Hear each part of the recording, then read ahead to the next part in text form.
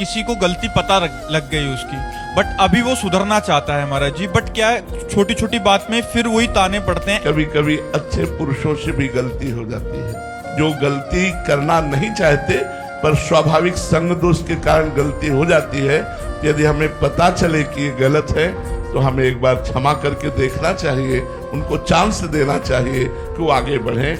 हमें बार बार उनको कोसना नहीं चाहिए, बार बार उन्हें हमें सताना नहीं चाहिए, अंदर टॉर्चर नहीं करना चाहिए। हमें एक बार चांस देना चाहिए। और सही पूछो तो हम जिससे कह रहे हैं कि चांस देना चाहिए, जब आपने अपने को चांस दिया तो दूसरे को भी चांस दीजिए।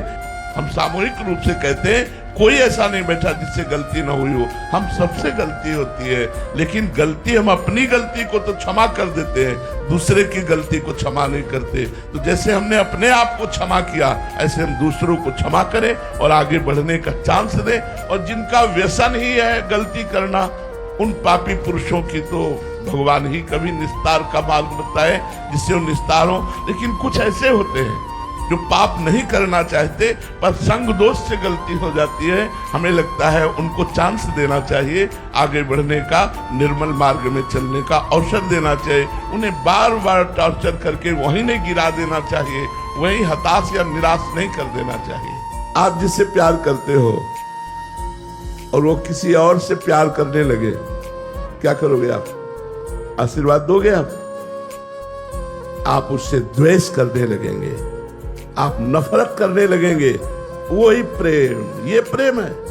प्रेम तो वो है कि बहुत अच्छा हुआ, शायद हम आपके सुख के योग्य नहीं थे, आपके सुख के योग्य ये मिले, मैं जीवन भर आपको आशीर्वाद देता रहूंगा, कभी बाधा नहीं बनूंगा, तुम दोनों सुखी रहो। ये यहां से प्रेम की शुरुआत। इस प्रेम की दम है, अगर वो है तो वो भगवान से जुड़ा हुआ चित्त होगा, तभी ये हो सकता है, नहीं ऐसा नहीं हो सकता। संसार का ये रीति है, कुछ भी करो हमारा प्यार तुम्हारे प्रति बढ़ता चला जाएगा। एक मुस्कुराहट में प्राण त्यागने की इच्छा होती है, प्रेम उसे कहते हैं। अपने प्यारे की एक मुस्कुराहट देखने के लिए प्राण बलिदान करने की इच्छा होती है। और यहाँ हमारी वासनाओं का खेल है, प्रेम का खेल नहीं है। यहाँ वासनाओं की इच्छाओं की पूर्ति है एक दूसरे से, इसलिए हम उसे प्यार नाम दे रहे हैं। ये काम है, ये राग है, ये मोह है, ये आसक्ति है। जहां कहीं भी तुम्हें दिखाई दे रहा है जो दो व्यक्तियों के बीच में, वो काम है। मैं आपसे प्यार करता हूं, आप मुझसे प्यार कीजिए। मैं आपसे प्यार करता हूं, आप मेरी बात मानिए। मैं आपसे प्यार करता हूं, आप हमारी बात को समझिए, हमारी बात को समझिए। क्या हम जैसा चाहें वैसा आप चलिए, वैसा आप करिए, वैसे आप रहिए। ये हुई मोह की बात। प्रेम की बात क्या होती है? मैं आपका हूं, आपको जो चाहिए, जैसे चाहिए, मैं अपने प्राण देने के लिए तैयार हूं। आपके सुख के लिए मेरा जीवन है, यहाँ मेरे सुख के लिए आपसे प्यार है। तो ये प्यार मोह है, राग है, काम है। जो परमात्मा से होता है उसे प्रेम कहते हैं, जो शरीरों से होता है उसे काम, राग, आसक्ति और मोह के नाम से कहा गया है। पिता अधर्म आचरण कर रहा है तो बच्चे भी उसका भोगेंगे? बिल्कुल, बच्चा करेगा तो बाप को भी भोगना पड़ेगा, बाप की भी निंदा होगी, उसको भी गालियां मिलेगी, समाज में उसको सर नीचा करना पड़ेगा। चाहे पिता का संबंध गलत हो या पुत्र का संबंध गलत हो, दोनों को भोगना पड़ेगा। अधर्म आचरण से आया हुआ धन भी प्रभावित, पूरे परिवार को शोकित करेगा, पूरे परिवार को शोकित करेगा। और दिखता है तो एक गाड़ी बंगला सब बन गया। ये सब बाहरी है, बाहरी है।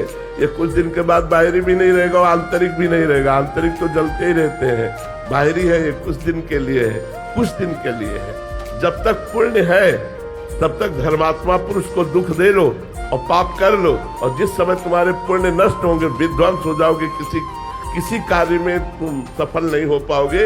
अभी तुम्हारे पुण्य इसलिए सफलता दिखाई दे रही है। जी पापाचरण वालों को तो समझ आया, बट ये जो धर्म आचरण कर रहे हैं फिर भी दुखी हैं, इनका क्या रहस्य? पूर्व जन्म के जो पाप है, अब उनके पाप का जो क्रम लागू हुआ है वो नष्ट हो जाएंगे।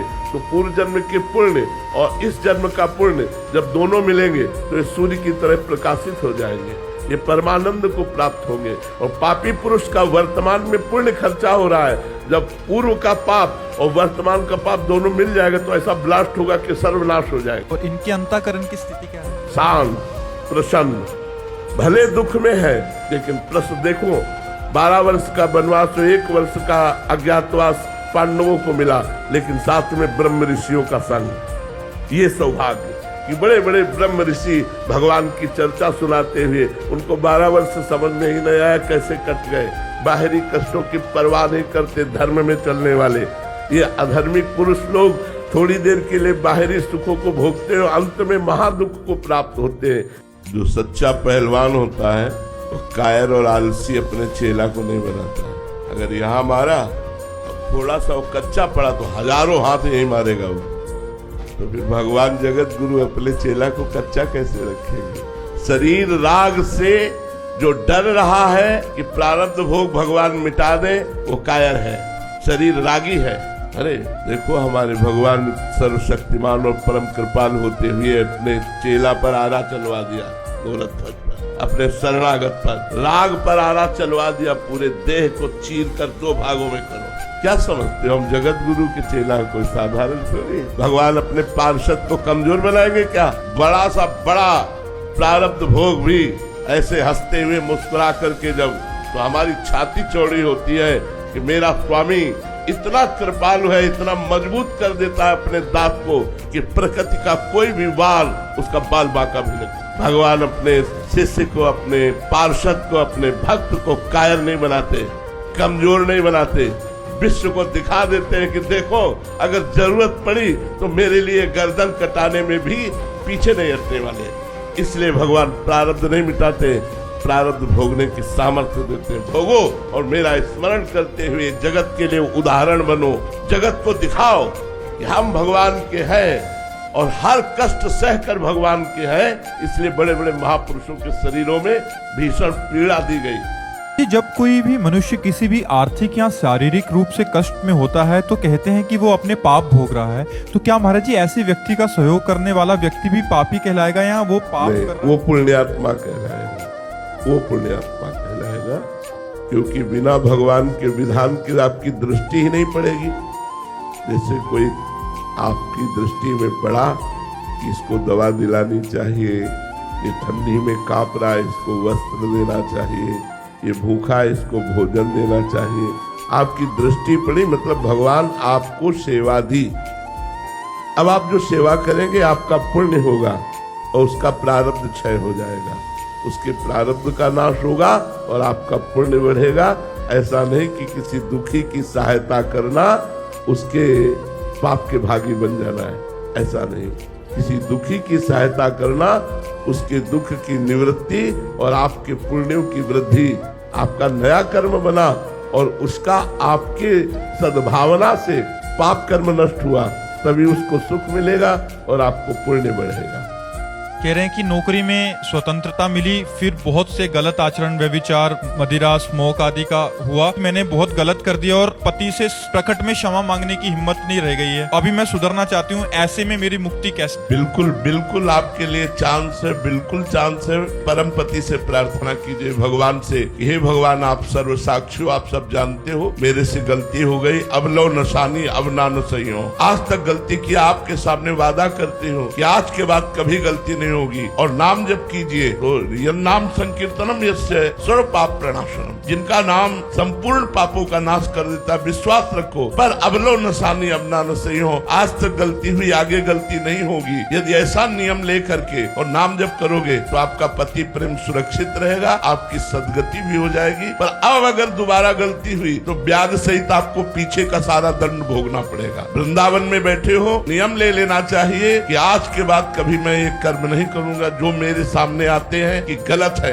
वो मैं कभी नहीं करूंगा। जो हृदय से आता है गलत है, जो धर्म की बातें सुनने में लगता है गलत है, वो मैं कभी नहीं करूंगी जो अभी तक हो गया। तो भगवान बड़े कृपालु हैं, वो कहते हैं अहम त्वाम सर्व पापेभ्यो मोक्षयिष्यामि मा शुचा, मैं तुम्हें समस्त पापों से मुक्त करके परम पवित्र कर दूंगा। नाम जप करो और नियम ले लो कि दोबारा गलती नहीं होनी चाहिए।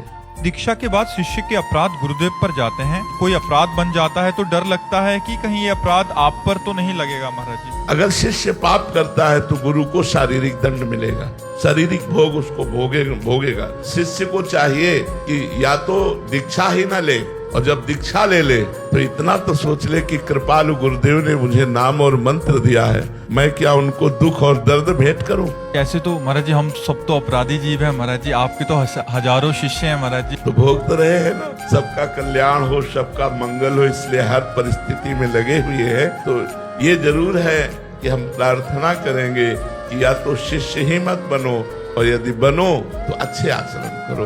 देखो, भूल चूक हो जाने के लिए कोई बात नहीं है, लेकिन जानबूझकर पाप करोगे तो आपको भी दंड मिलेगा और हमको भी भोगना पड़ेगा, ये पक्की बात है। महाराज जी ये संविधान तो बहुत खतरनाक मेरे को क्या फर्क पड़ता है, जहाँ 100 ग्राम दुख है वहाँ 500 ग्राम और आ जाए, क्या फर्क पड़ता है? हमारे को कोई फर्क नहीं पड़ता, लेकिन आपको 5 ग्राम भी आएगा तो फर्क पड़ जाएगा। थोड़ा भजन करने वाले आनंद में डूबते हैं, और रात दिन भजन करने वाले कष्ट क्यों सह रहे हैं? समाज का पाप, समाज के अपराधों को अपने ऊपर लेकर वो दुख भोगते हुए सबका मंगल करते हैं। महाराज जी हम सब आपको क्या दे सकते हैं महाराज जी? बस नाम जप, जितना नाम जप करोगे उतने हमें सुख मिलेगा, क्योंकि हमारे भगवान ने सेवा दी कि समाज सुधरे और सतमार्ग में चले, तो वो प्रयासरत है और परिणाम भगवान के हाथ में है।